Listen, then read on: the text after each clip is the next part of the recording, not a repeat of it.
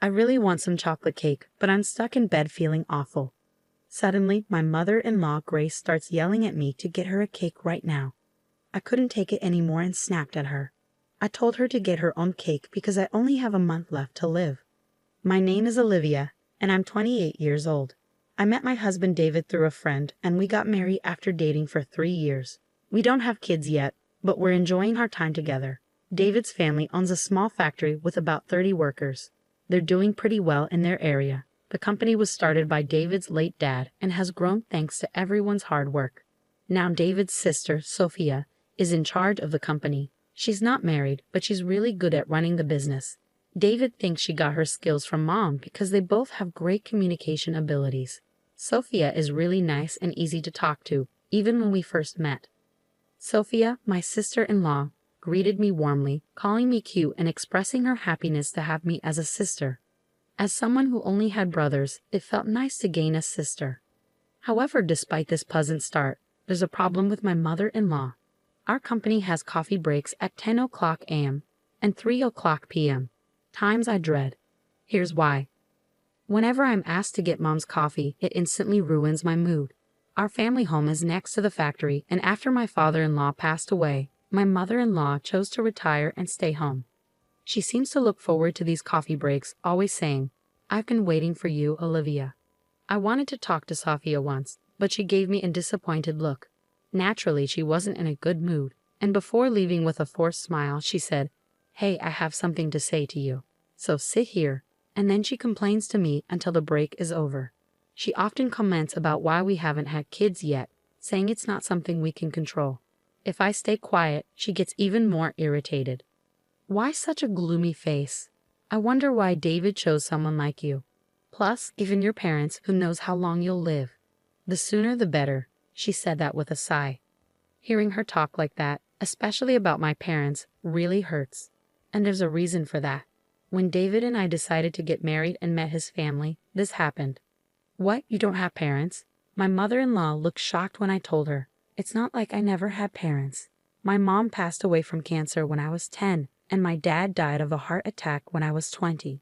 My memories of my mom are fuzzy, but my dad raised my brother and me all by himself. I deeply regret that he passed away before I could repay his kindness. When people hear about my situation, they usually look at me with pity and say, "You must have had a hard time." But my mother-in-law reacted differently. "So you might not live long either, huh?"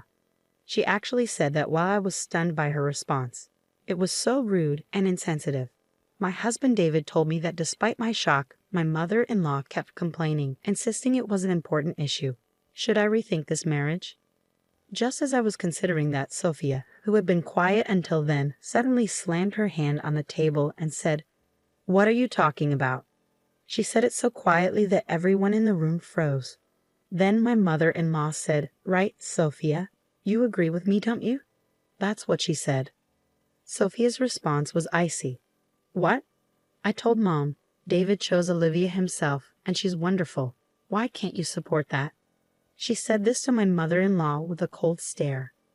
My mother-in-law, who adored her daughter, seemed shocked by Sophia's words. After that, she stopped making mean comments except when we were alone. Even during the coffee breaks, she looked disappointed when I brought her coffee instead of Sophia. Luckily, David and I rented a room near his family home, so I only had to endure her complaints during those 10-minute coffee breaks. I'm relieved we don't live together. But my peace was suddenly shattered that year. A record-breaking hurricane brought a lot of misfortune my way. "Olivia, something terrible has happened." I'd never heard David sound so panicked. I hurried to the living room and found it in chaos. "What's going on?" Our ceiling was leaking badly because of the hurricane. It wasn't just our room. The owner told us it was happening in other rooms too. It seemed impossible to fix while staying there, so we needed to find somewhere else to live. Sophia suggested cheerfully, "Why worry? Just stay with us. Your commute will be 30 seconds. She said this innocently, so we ended up staying with David's family for a while. Welcome home, David. It must have been tough, but Mom is happy we can live together again. My mother-in-law greeted us warmly, but David mostly ignored her, acting like a rebellious teenager.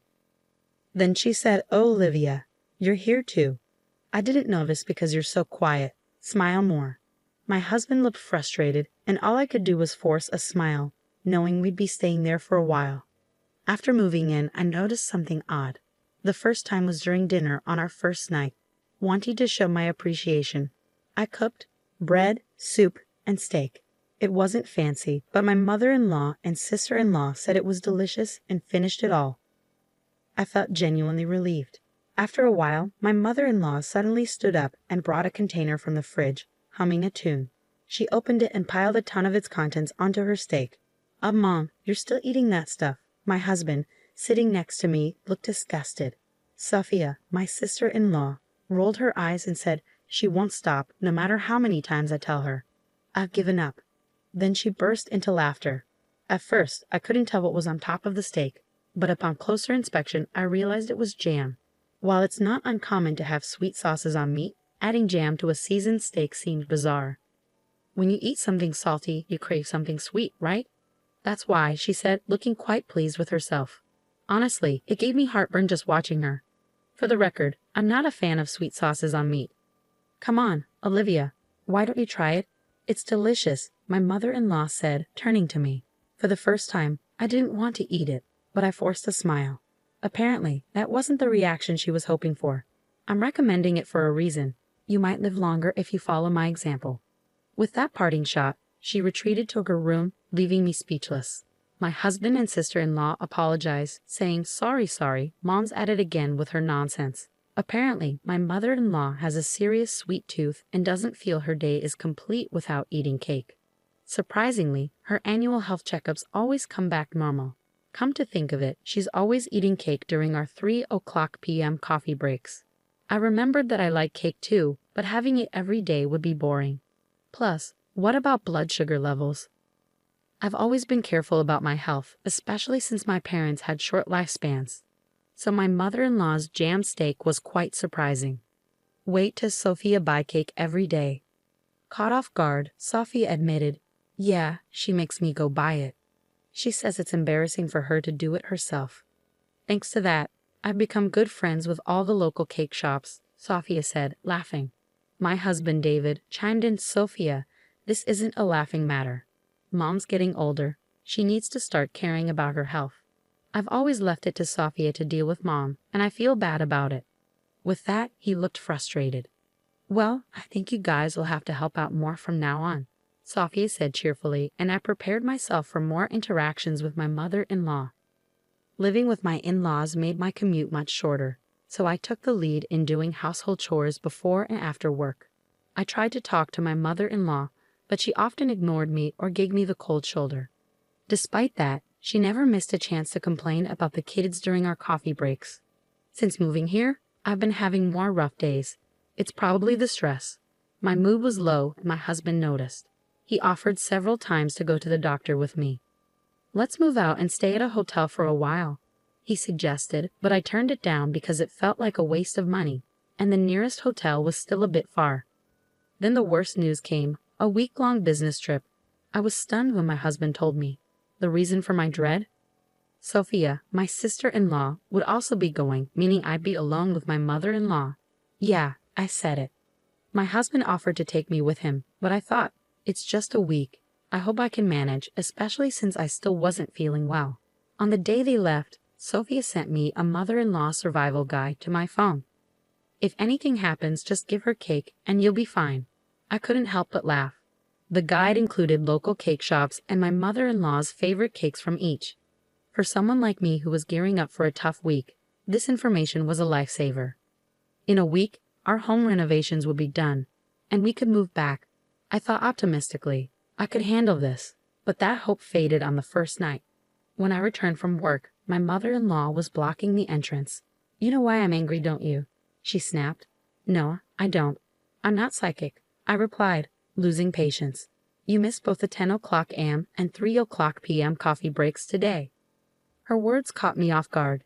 Indeed, with my husband and Sophia away and end-of-month tasks piling up, I'd completely forgotten about my mother-in-law's coffee breaks, and I never had a coffee break myself. I thought she'd understand since she used to work, but she yelled at me the moment we were alone. "You start this harassment, you wicked woman. she said with an angry look. I felt a huge disconnect. Why was I being yelled at like this? Did I deserve to be called wicked? Suppressing my anger, I thought, it's just a few more days, and said, I did buy cake during my lunch break. It's in the office fridge. Sorry I didn't bring it here. Her face instantly changed from angry to smiling. Let's forget about today. Don't forget tomorrow, okay? She said cheerfully and went back to her room. From then on, I made sure never to forget the coffee breaks, knowing how much trouble it would cause if I upset my mother-in-law. On the day my husband and Sophia were supposed to return, I felt incredibly stressed. I was hit with nausea, headaches, and a loss of appetite. I took the day off and went to the hospital. It's pretty serious. Can your family come right away? I couldn't stop crying at the doctor's words. I was told I have cancer and at most 6 months, maybe even just 1 month, to live. I returned home, my face stained with tears, my body trembling, and collapsed onto the bed. The door burst open. What are you doing, skipping work? Sophie and David are working hard, and you're slacking off? Her yelling worsened my headache. I didn't have the energy to respond, so I just said, I'm not feeling well, and closed my eyes. Mother-in-law didn't seem to care. She didn't want to leave the room and kept complaining to me. She said things like, that's why you can't have kids, and who knows if you'll live long. I just stayed silent, pretending to be asleep. Then suddenly, she asked about today's coffee break. Is she really this insensitive? I thought, opening my eyes to see her standing over me. Grace, I'm sorry. I'm not feeling well enough to go shopping today. Could you please? She cut me off. I don't care. I want chocolate cake now. Go buy it. You're probably faking it. She screamed at me louder than ever. My frustration exploded at the woman in front of me, who was acting selfishly like a child. Shut up. Listen to me. I have 1 month to live. Go buy your own damn cake, you idiot. My words seemed to shock my mother-in-law, who stared at me wide-eyed. Then, from behind her, Mom, what are you doing? And Olivia, what do you mean by 1 more month? My husband, looking pale, and my sister-in-law, equally concerned, were standing there. Oh, weren't you supposed to come back tomorrow? Ignoring the visibly shaken mother-in-law, my husband came to my side. I felt so relieved by his action that I burst into tears. I can't take it anymore. The doctor says it might be cancer, and I'm not feeling well, but you keep nagging me to go buy cake. Enough is enough. Stop bothering me about the kids too. Just leave me alone, you idiot. I let out all my resentment towards my mother-in-law while crying. My husband and sister-in-law looked at her with cold eyes. Sending a sick person to buy cake. Are you stupid? Sophia, who's usually all smiles, had a face I'd never seen before. A terrifying one. You've been making snide remarks about the kids. Look, I didn't say anything because it's a private matter, but the reason we can't have kids is me. My husband raised his voice as he said this. In reality, about a year after we got married, we consulted a doctor because we were having trouble conceiving. The test showed that I was fine, but my husband's numbers were low. He felt really down about it and kept apologizing to me with a sad face. I didn't want to make him feel that way, so I avoided talking about kids as much as possible. I did want children, but I thought life with just my husband was enough. I never considered leaving him because we couldn't have kids. I didn't tell my mother-in-law because I knew she'd start nagging. She listened to my husband's words with a face like her soul had been sucked out. Just then, my cell phone rang. The caller ID showed it was the hospital. Hello, yes, right now. My husband just got home. Okay, understood. The doctor who had called earlier sounded urgent, asking us to come right away. Am I really that sick? I started to cry from the anxiety. It's okay, Olivia. Can you stand? I'm with you. My husband, who also looked like he was about to cry, and I rushed to the hospital. As we were leaving, I caught a glimpse of my mother-in-law getting a stern lecture from Sophia. When we arrived at the hospital, we were immediately ushered into a room where the doctor and even the hospital director were waiting to offer us a deep apology. It was a misdiagnosis. According to the doctor, they had mixed up my medical records with another patient who had the same name and birth date as me. I couldn't believe such a thing could happen, but the doctor did look extremely worn out. This incident was later covered in a local news segment, and the hospital vowed to review its working conditions. We were then referred to another hospital. When we returned to my in-laws' house, My mother-in-law seemed to have been scolded by Sophia and was shrinking in her seat. Sophia later told me she was worried that her newlywed son might lose his wife and be heartbroken. It might be love turned inside out, but it was a real hassle seeing our tear-streaked faces. Even my mother-in-law broke down. Did I really do something that bad? She started crying. So what about Olivia? Sophia asked with a concerned look. I'm pregnant, I said, tears of joy filling my eyes. My husband was also shedding tears of happiness beside me. We immediately went to the maternity hospital as advised. It's still early, but yes, you're pregnant. We can confirm the heartbeat. Hearing that, we both burst into tears, even though we were in a hospital. Sophia also cried, saying, I'm so glad, so very glad.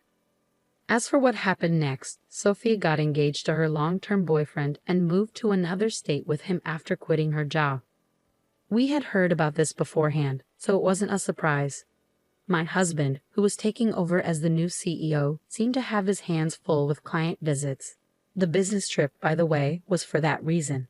He told me later that he was able to come home a day early because it ended sooner than expected.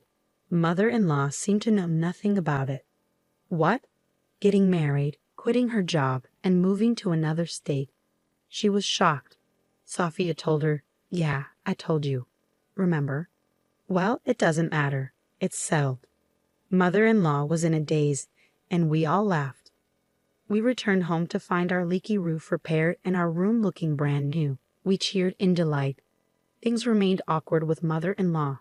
My husband was angrier than I was and said he never wanted to see her again. But mother-in-law started showing up occasionally during our coffee breaks, holding not cake but small snacks like biscuits. She had stopped the daily cakes and jammed steaks, apparently trying to be more health-conscious now that she knew a grandchild was on the way. Employees who had worked there since my father-in-law was CEO seemed happy to see mother-in-law. So I realized she wasn't inherently a bad person. Our conversations gradually increased, and she stopped complaining. When our daughter Emma was born, mother-in-law transformed. She started doing things like buying diapers and leaving side dishes for dinner, saying, Feel free to eat. You're always working so hard. Even when she knew I was home, she'd send a message and leave without ringing the doorbell. The side dishes were in a cooler, and I appreciated her thoughtfulness. I felt I could get along with this version of mother-in-law. What really convinced me was when Emma was born. Mother-in-law took my hand and said, Thank you, Olivia. Really, thank you. Seeing her tears, I knew she was sincere. Sophia also seems to be doing well and recently announced her pregnancy. It seems like it won't be long before we all gather at the in-laws' house for a friendly meal.